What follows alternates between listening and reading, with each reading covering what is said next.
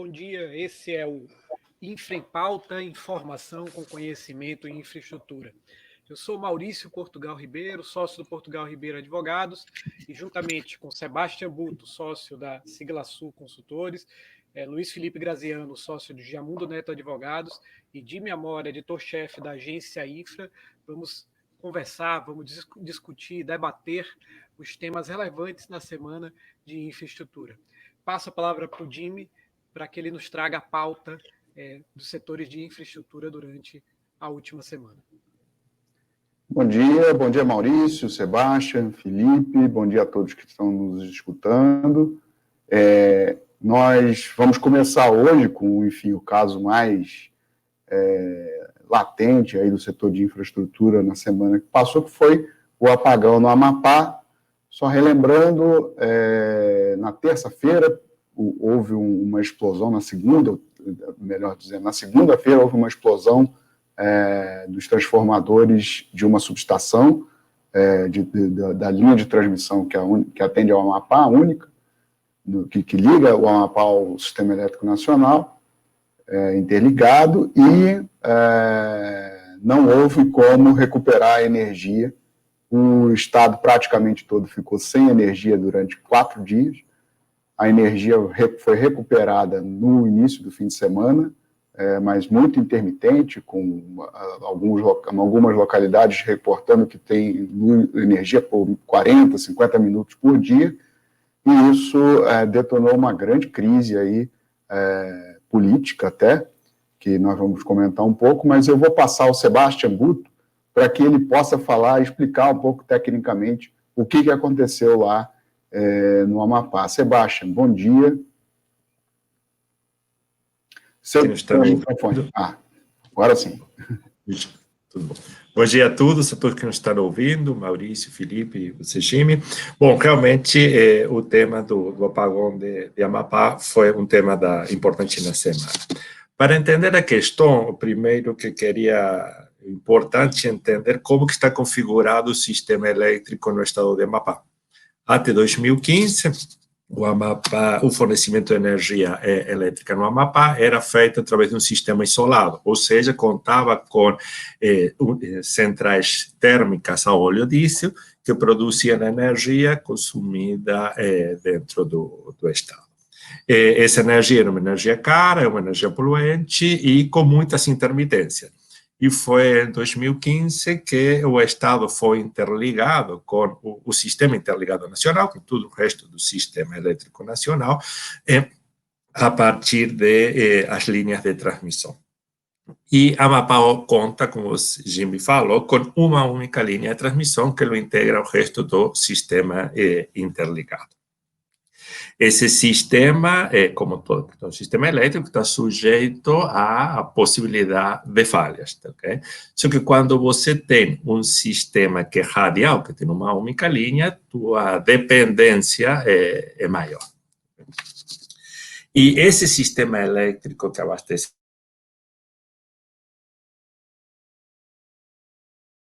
uma subestação em Macapá, uma subestação com 3 transformadores, tá? 2 deles de operação e um de reserva.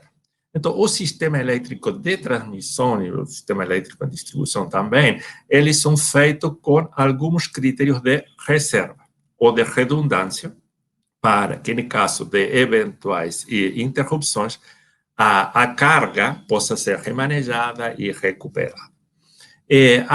Essas redundâncias, essas reservas do sistema são o que conferem maior ou menor qualidade, à prestação do serviço. Quanto maior seja a reserva, maior seja a redundância, mais fácil restabelecer o serviço.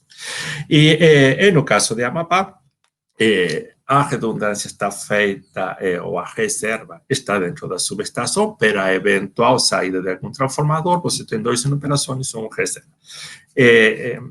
As causas que levaram ao incêndio de um dos transformadores no dia 3, ainda o ONS vai avaliar e definir quais foram as causas do incêndio, que produz uma explosão, uma explosão que produz um incêndio em um dos transformadores, terminou dañando o outro transformador e o terceiro de reserva não estaria em operação. Com isso, o sistema ficou sem nenhuma capacidade de transformar a tensão de energia. Então, não era falta de energia chegando no Amapá, sino o que se tinha era uma falta de capacidade de transformação de uma tensão de 230 a uma tensão de 69 kV.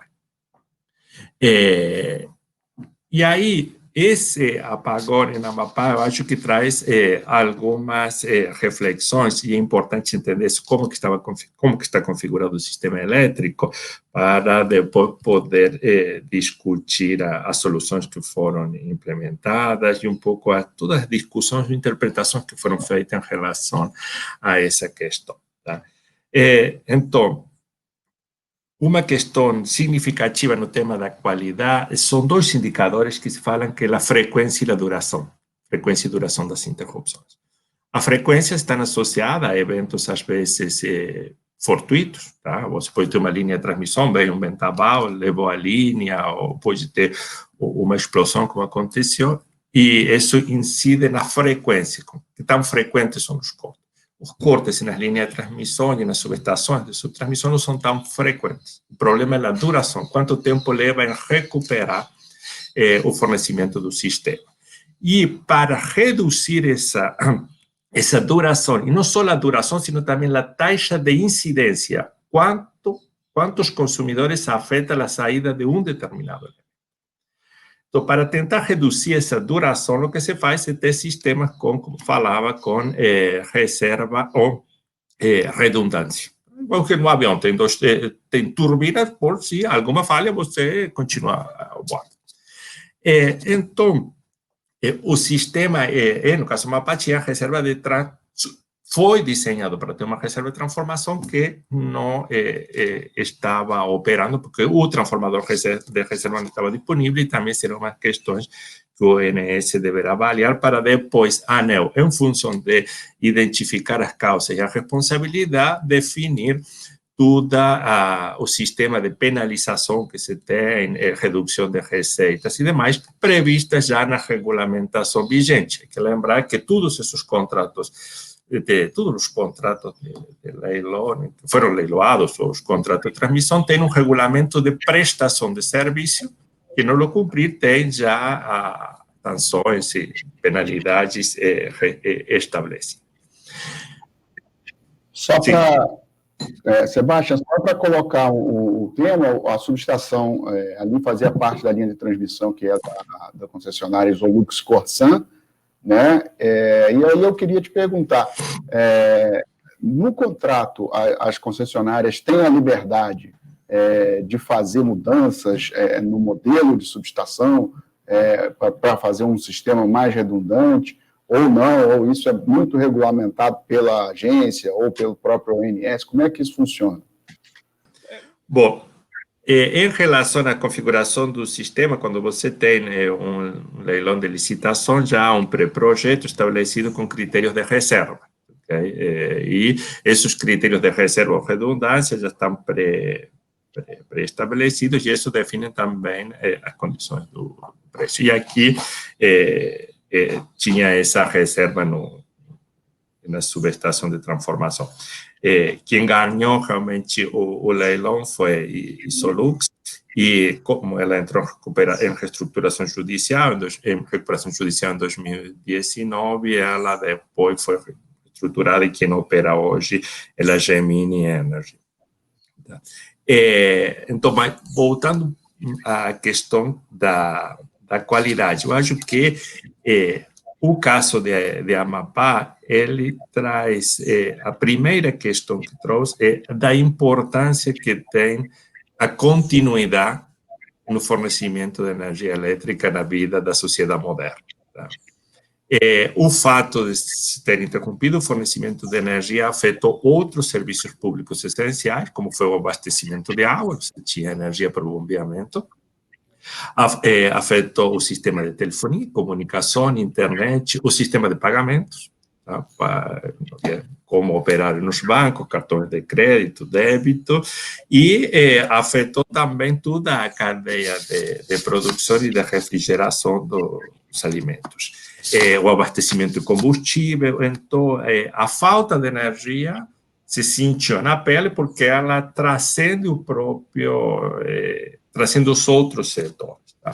Então, a primeira questão que eu acho importante discutir é a valoração social da falta de energia, tá? Que isso condiciona os padrões de qualidade que se fazem que se vai requerir da prestação da energia, e isso também questiona o tema da modicidade tarifária versus qualidade. Tá? Não estou falando que o sistema foi desenhado para não ter qualidade, estou falando que o sistema foi desenhado para ter qualidade, hay que ter presente que é uma área afastada, que era uma área que até 2015 não estava interligada ao sistema nacional, que a interligação ao sistema nacional melhorou significativamente a qualidade, e que é um sistema que tem algum grau de reserva, mas é um sistema que é vulnerável porque tem uma única linha que o conecta ao resto do sistema e tem uma única subestação. Então, a falta de energia, a gente não valora a energia até que não falta, é como a água, não valora até que não falta. Tá? E hoje, na vida moderna, a falta de energia ela traz umas consequências em todo o bem-estar. E não há estudos hoje tão claros de qual é o custo da energia não fornecida. Tá? Porque o custo da energia não fornecida é o que nos vai sinalizar até onde se justifica ter mais redundância, até onde se justifica ter um sistema mais malhado ou um sistema mais forte, porque todo sistema com reserva e redundância naturalmente mais caro. Okay? Então, e essa valoração, foi no caso do Amapá, pode ser em qualquer outro caso e tal, é uma questão que é importante na vida moderna. E isso tem levado, inclusive, os países europeus a repensar um pouco essa questão do trade-off entre a modicidade tarifária e a segurança do sistema elétrico. Tá? Então, acho que a comoção e o mal-estar que se teve no estado de Amapá por conta desta interrupção nos leva a repensar um pouco essa questão, primeiro, da valoração social da falta de energia. Tá? Sim. Pode terminar, então, Sebastião, por favor. Tá. E a outra questão é que o apagão de Amapá reacendeu a discussão da necessidade das térmicas inflexíveis, da qual discutimos na semana passada, como os leilões forçados das térmicas ininterruptíveis para a interiorização dos gasodutos. E, a meu ver, são dois eventos que não estão associados, tá? Porque lá o apagão de Amapá foi pela falta de transformação, não pela falta de energia, ok? E uma térmica ininterrompível no Amapá, não há gasoduto ainda, praticamente. Tá? Então, acho que se está desvirtuando a conexão dos temas, ok? As soluções podem ser outras que não...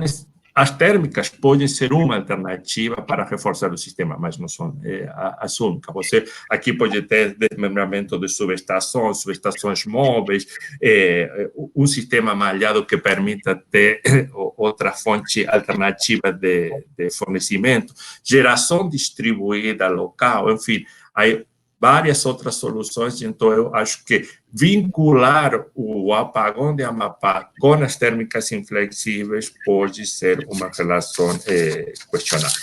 E a outra que...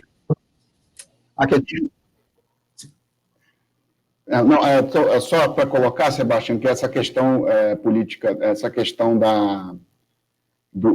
das térmicas inflexíveis foi utilizada como uma saída pelo provável relator do projeto do gás, o senador pelo Amazonas e ex-ministro de Minas e Energia, o Eduardo Braga. Ele falou sobre o tema e aí o Ministério acabou respondendo de que, enfim, não era, uma coisa não tinha relação direta uma com a outra. E lembrar também que houve consequências, está havendo ainda consequências políticas desse apagão, porque o presidente do Senado, Davi Alcolumbre, é do Amapá, e o irmão dele é candidato à prefeitura de Macapá.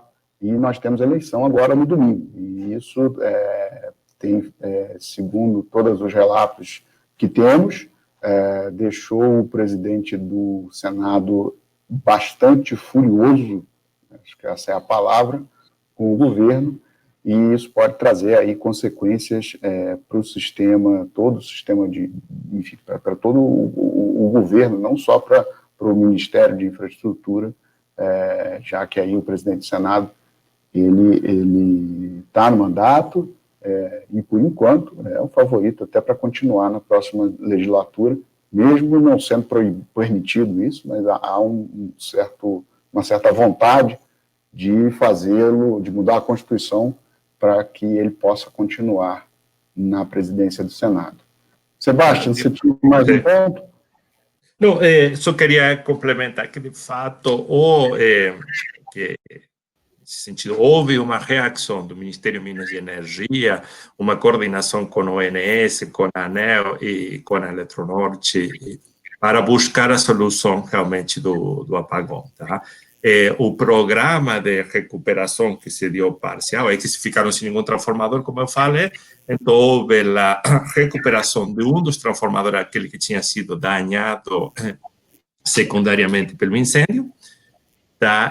Que no Amapá você tem que chegar ao de barco de avião, então uma máquina que era para purificar o óleo teve que chegar de avião.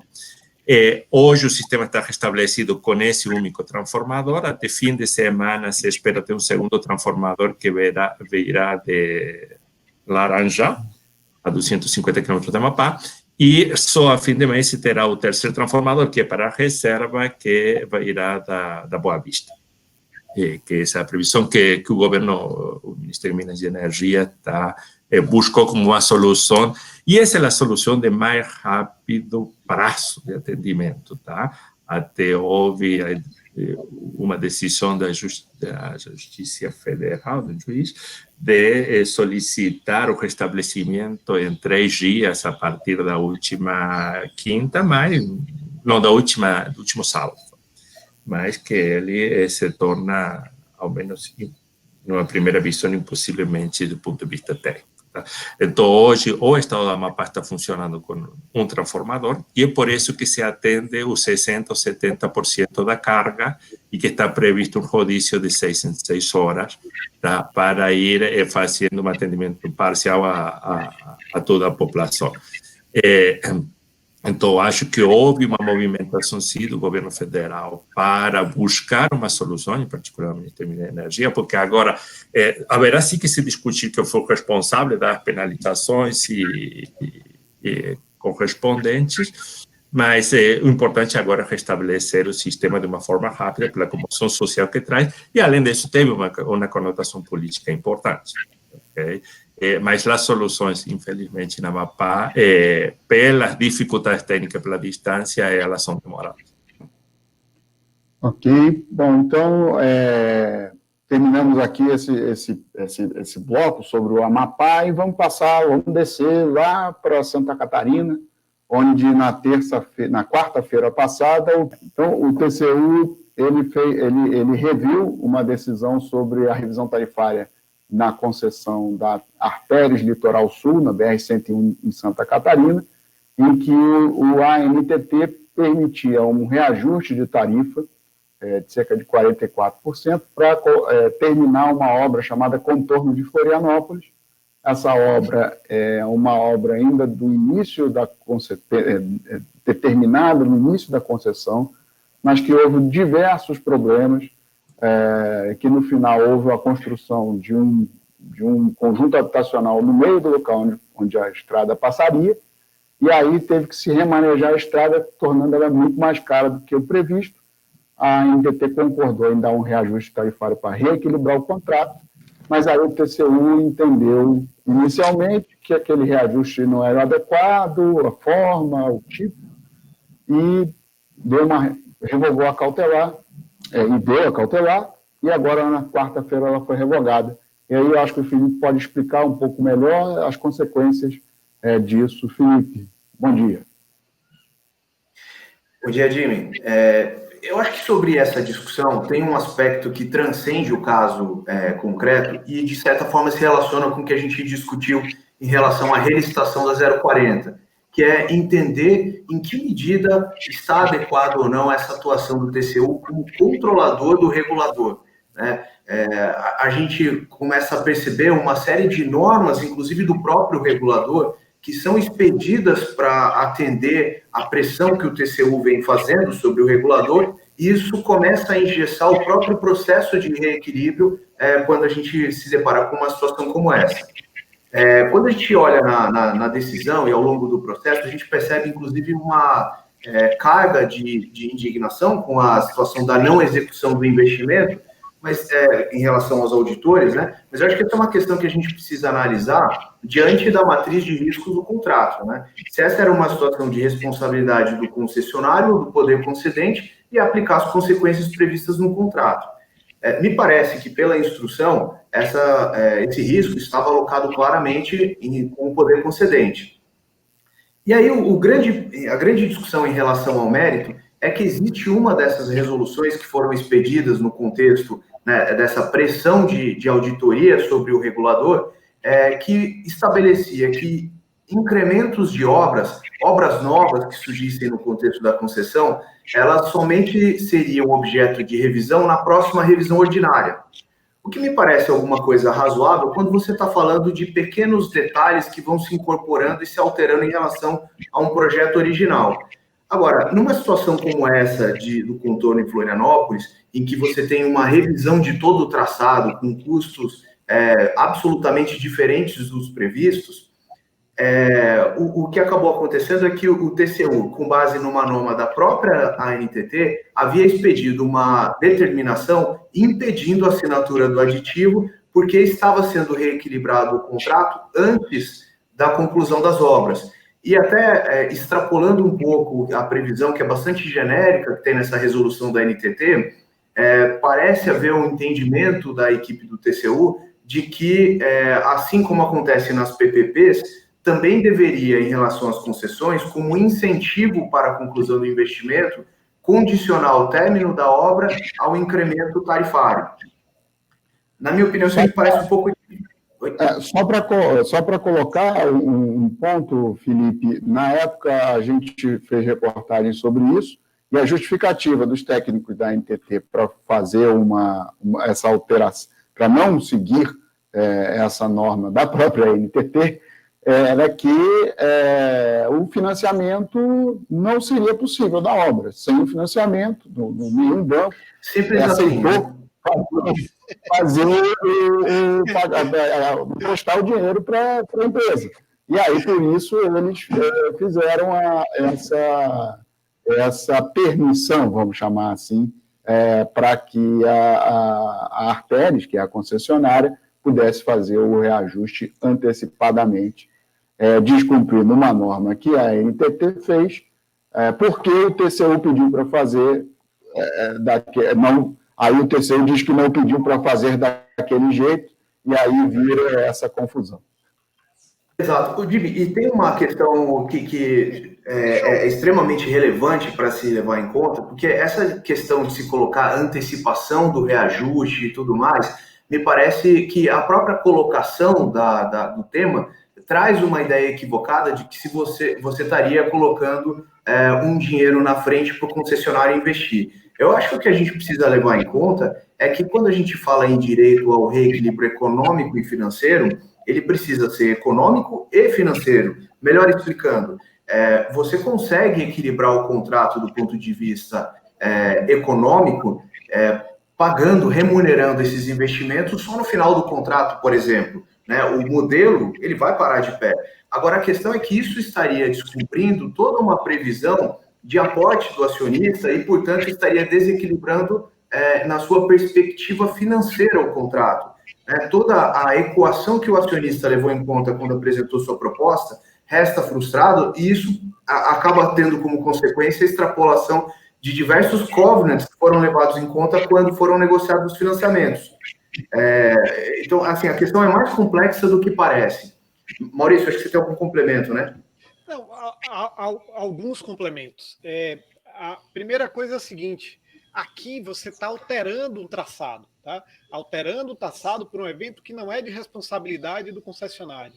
qual é a regra legal sobre isso? Você faz a alteração unilateral ou alteração por consequência de uma ocorrência que não é risco do concessionário. É reequilíbrio concomitante. A ideia de que o concessionário tem que fazer a obra, né, para depois, né, o TCU, ou a ANTT, né, estabelecer um aumento tarifário com base na obra feita, isso só é viável quando essa regra está prevista no contrato previamente. Tá? Onde é que está prevista no contrato previamente esse tipo de regra? Os contratos de concessão do Estado de São Paulo, que tem um sistema chamado TCP, né? Que basicamente o que se faz é o seguinte: quando o concessionário faz um novo investimento, um investimento previsto no contrato, a seguir ele entra com pedido de autorização para aumento de tarifa em vista daquele investimento. Mas isso está previsto no contrato. Né? E tem um cronograma, tem um plano de negócios para efeito regulatório que estabelece em que momento cada um desses investimentos são feitos. Então, o financiador ele olha e consegue entender o perfil do projeto como um todo, de ponta a ponta. No governo federal, abriram mão do plano de negócios, né? Com exigência, aliás, feita inclusive pelo TCU, tá? Que exigiu que se aplicasse o fluxo de caixa marginal em todos os projetos. Tá? Mas a seguir, o próprio TCU voltou atrás e começou a achar que o próprio fluxo de caixa marginal daria ganhos ao concessionário no processo de reequilíbrio. E aí a gente começou a ter coisas esdrúxulas que não estão sendo discutidas, mas que precisam ser discutidas, como essa história do estoque de melhorias. O que é o estoque de melhorias que o TCU tem exigido, a NTT e a outras agências reguladoras de usarem, e que começou a se usar agora no setor de iluminação pública? É você colocar dentro do contrato investimentos que você não sabe se vão ser úteis, para ir gastando ao longo do tempo. Seria muito mais lógico não incluir no contrato, mas reequilibrar o contrato quando fosse necessário fazer aqueles investimentos. Mas por conta da desconfiança que se tem do tema equilíbrio econômico-financeiro, como se equilíbrio econômico-financeiro fosse um jeito de ganhar dinheiro do concessionário e não a indenização pela ocorrência de riscos que não são do concessionário, tá? Por conta da desconfiança, a gente está fazendo contratos mais ineficientes. Essa é uma das contribuições que o TCU tem dado para a regulação, para a nossa regulação, lamentavelmente. Tem um outro aspecto, Maurício, que eu acho que é importante também ser colocado em discussão, que é o seguinte: tudo bem que você está falando de uma mudança de traçado, e isso precisa ser valorado de alguma forma para se entender o impacto. Agora, quando um concessionário, né, quando uma empresa apresenta uma proposta numa licitação, normalmente ele tem ali ele faz 2 ou 3 cotações, tem uma sistemática de avaliação parametrizada de custos e trava um custo de investimento, trabalhando sua eficiência para deixar a tua proposta mais competitiva, né? Tem vários fatores que influenciam isso, mas meu ponto me chamou muito a atenção o nível de profundidade, ao meu ver, equivocada que se está tendo nessa discussão em relação à quantificação do valor do investimento. Acho que todo mundo aqui que já trabalhou na discussão de auditorias em relação a contratos 8666 sabe da dificuldade que é em você estabelecer custos parametrizados, aplicar as tabelas oficiais, os critérios que vão fazer com que aquele preço seja customizado para o local. E a discussão está se perdendo. Imagina a estrutura que a concessionária teve que criar para discutir esses custos com o TCU, porque basicamente ela está sendo auditada como se empreiteira fosse, quando na verdade me parece que deveria se aplicar um racional que parametrizasse a partir do que ela ofereceu como custo o traçado original, né? Se utilizasse um racional parecido com o utilizado na proposta original vencedora da licitação. Mas desculpa, eu sei que a gente já está apertado de tempo, mas isso faz parte da cultura de desconfiança. Tá? A ideia que hoje o TCU passa em seus acórdãos é que reequilíbrio é um meio de ganhar dinheiro. Então, uma das formas que ele acha que há ganho de dinheiro é que, na hora que você usa parâmetros de custo público, tá, para precificar essas obras, você não estaria considerando o desconto dado na licitação. Quando a gente sabe que o desconto dado numa tarifa de uma licitação, ele pode provir de várias coisas. Geralmente, no caso das concessões de rodovia federal, não é porque o concessionário achou um jeito de fazer mais barato, tá, o investimento do que estava previsto. Nas concessões de rodovia federal, se você pega os contratos de financiamento após a assinatura do contrato de concessão, você vai ver que os valores dos investimentos previstos nos contratos de financiamento são maiores do que os valores estimados pelo poder concedente, com os critérios do TCU, antes da licitação. Onde é que estão os ganhos, portanto? Os ganhos estão em estudos de demanda mais bem feitos, ou em outros temas, né, temas ambientais, etc., mas não em custo de investimento. Então, a suposição que o concessionário está ganhando uma fortuna com melhores custos de investimento na hora que inclui novos trechos nas rodovias é uma suposição equivocada. É uma suposição equivocada. Mas isso é repetido, repetida a exaustão nos acordos do TCU sobre o setor de rodovias. Tem outros equívocos até, não dá tempo da gente tratar hoje. Vou voltar a palavra para o Jimmy.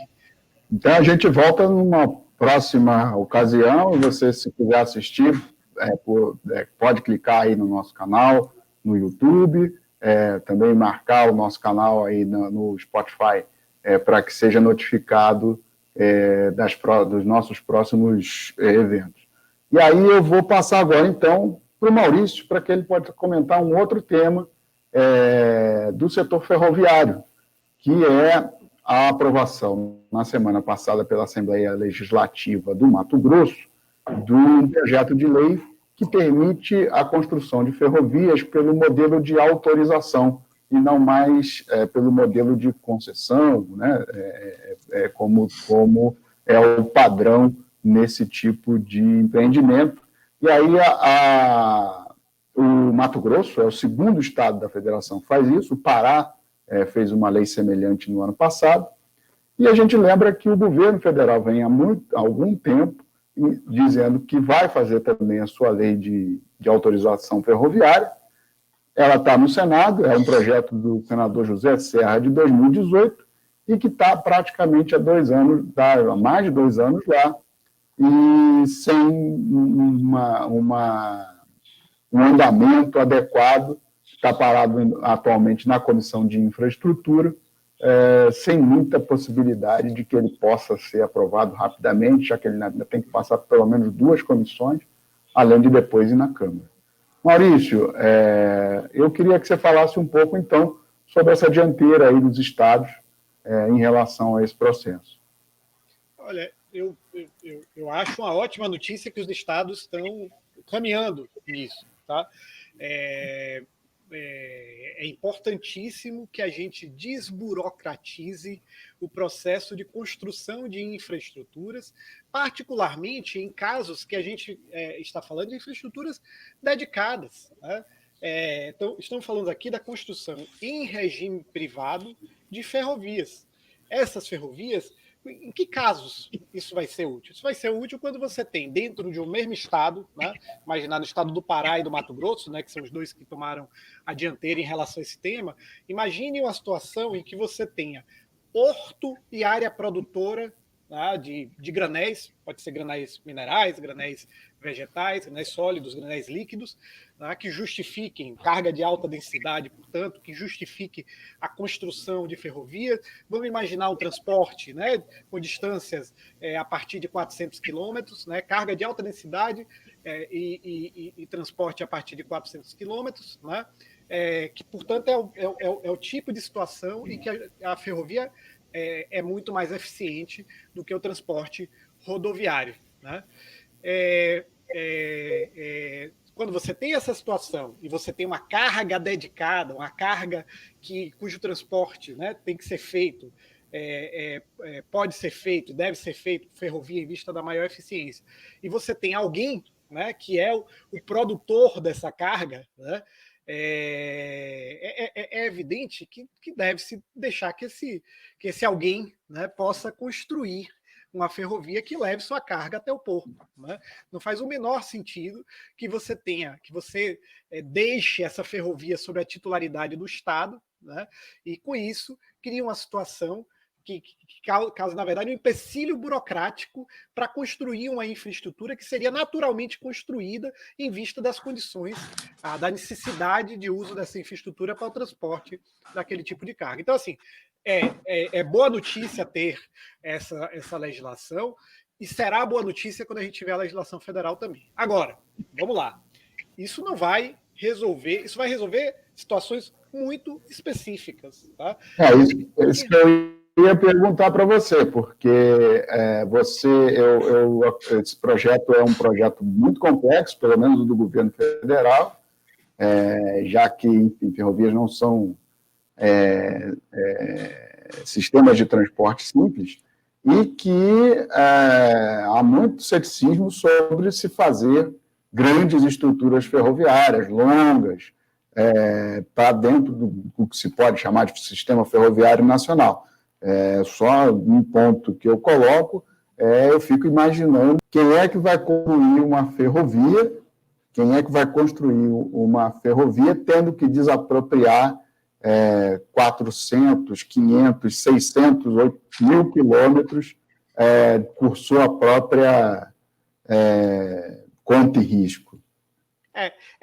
Aqui tem uma questão econômica, até talvez vale a pena o Sebastião entrar aqui. Tem uma questão econômica central que é a seguinte: a ferrovia ela é muito mais eficiente que as rodovias para determinados tipos de transporte. Né? Eu sinalizei essas duas condições de carga de alta densidade e distâncias a partir de 400 quilômetros. Né? E ela ela produz externalidades positivas, né? Ou reduz externalidades negativas que a rodovia produz. Né? Então, por exemplo, emissões de gases do efeito estufa é muito menor numa ferrovia do que numa rodovia, tá? Para além de toda a eficiência operacional dela. Né? Ela é muito mais barata operacionalmente, apesar de ser cara para implantar, do que a rodovia. Então, qual é a questão aqui? Você tem uma infraestrutura que ela é mais eficiente e tem menos externalidades negativas, né? Mas que o custo de sua implantação é muito alto. Alguém tem que assumir o custo dessa implantação e tomar o risco, tá? De não conseguir clientes suficientes para ratear esse custo fixo de implantação. Qual é a solução clássica para esse problema? O problema é que você tem uma infraestrutura que é benéfica para a sociedade, né? Mas quem faz o investimento não necessariamente vai conseguir se apropriar dos ganhos que ela traz para a sociedade. Né? Qual a solução clássica? É o erário construir a ferrovia. O erário construir a ferrovia, né, porque ela é benéfica para a sociedade, e depois ele concede. Aí o regime de concessão pode ser diverso, pode ser com exclusividade, pode ser sem exclusividade. Essa é a solução clássica. Né? Só que a gente não tem essa possibilidade, porque o Brasil está numa situação fiscal muito complicada. Né? Mundo afora, foi assim que foram implantados os grandes sistemas ferroviários. Você tem algumas exceções, né? Os Estados Unidos é uma exceção em que se construiu algumas linhas privadas, né? Mas a forma padrão de implantação de sistema ferroviário é por meio de investimento público. Né? Uma outra forma, que é o investimento público indireto, é você fazer uma PPP, como se quis fazer no governo Dilma. Você fazer uma PPP para alguém implantar a infraestrutura, a linha permanente. Né? E esse que implanta a linha permanente, ele não opera o serviço ferroviário. Outros podem operá-lo. Né? Então, você cria um unbundling entre a prestação do serviço de infraestrutura ferroviária e a prestação do serviço de transporte ferroviário. Essa é uma outra opção. Mas alguém tem que custear a infraestrutura. E aí, no final, é o erário. Seria uma concessão administrativa nesse caso. Então, você tem algumas opções, mas tem um problema clássico, que é o mesmo problema econômico que a gente estava discutindo aqui em relação aos gasodutos. Né? A gente sabe que a implantação dos gasodutos pode ser muito benéfica, mas quem vai arcar com custo fixo? Quem vai custear a implantação, né? Sabendo-se que operacionalmente ele é uma forma de transporte mais eficiente do que as outras? Não, a solução clássica é o erário fazer isso, né? Mas a gente não tem essa opção. Né? Então, assim, esses regimes, esses projetos que prevêem regimes privados para implantação e operação de ferrovias são muito bons, vão funcionar em situações específicas, né? Basicamente situações em que você vai levar minério de uma mina para o porto e o dono da mina é o interessado em fazer a infraestrutura. A maior parte dos casos vai ser esse o uso, mas a gente não vai resolver o problema estrutural que a gente tem, que é ter mecanismos para implantar uma infraestrutura mais eficiente para determinados transportes, e que a forma de fazê-lo é ter investimento público, é ter dinheiro público envolvido nisso.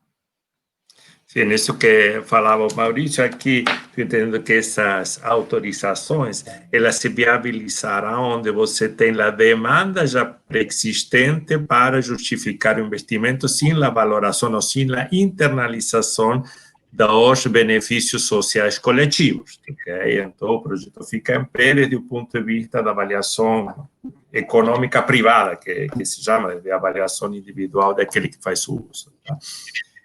Então, os serviços de infraestrutura, para você internalizar ou monetizar os benefícios indiretos que traz a sociedade, tem que entrar a política pública, e isso é através de uma participação em parte dos investimentos, ou também pode ser a partir de desonerações, okay, que permitam que o custo privado seja menor para se compensar o benefício social. Bom, vamos lá, então, temos a agenda dessa semana, né, que começa na terça-feira aí com a reunião da ANEEL, em que vai ser avaliada a abertura de uma consulta pública sobre o preço horário. E é um tema que, no ano que vem, vai ser muito relevante aí para o setor de energia. Também, a partir na terça-feira, nós temos um seminário às 17 horas, promovido pela ABAR, da Câmara Técnica de Transporte e Logística, né, que vai ter a presença da secretária de Fomento, Planejamento e Parceria do Ministério da Infraestrutura, a Natália Marcassa, e o diretor da AGERGS, o Luiz Afonso Sena, vão participar. Bom, aí na quarta, o Tribunal de Contas da União vai avaliar o processo de desestatização da FIOL, que é a Ferrovia Oeste-Leste, né, que é uma das ferrovias que o governo está construindo, mas pretende conceder. E também na quarta deve sair o resultado da avaliação da ANTAC sobre o chamada regulamentação do SSE, que é o Serviço de Segregação e Entrega, que também é conhecido como THC2, e que é uma polêmica aí de quase 20 anos, que vai ter uma definição, mas não vai ser resolvido, porque 20 anos para a gente aqui é muito pouco para resolver problema, então a gente precisa discutir mais, né? Tá certo, então. Bom, Felipe, Maurício, Sebastião, algo mais antes de terminarmos?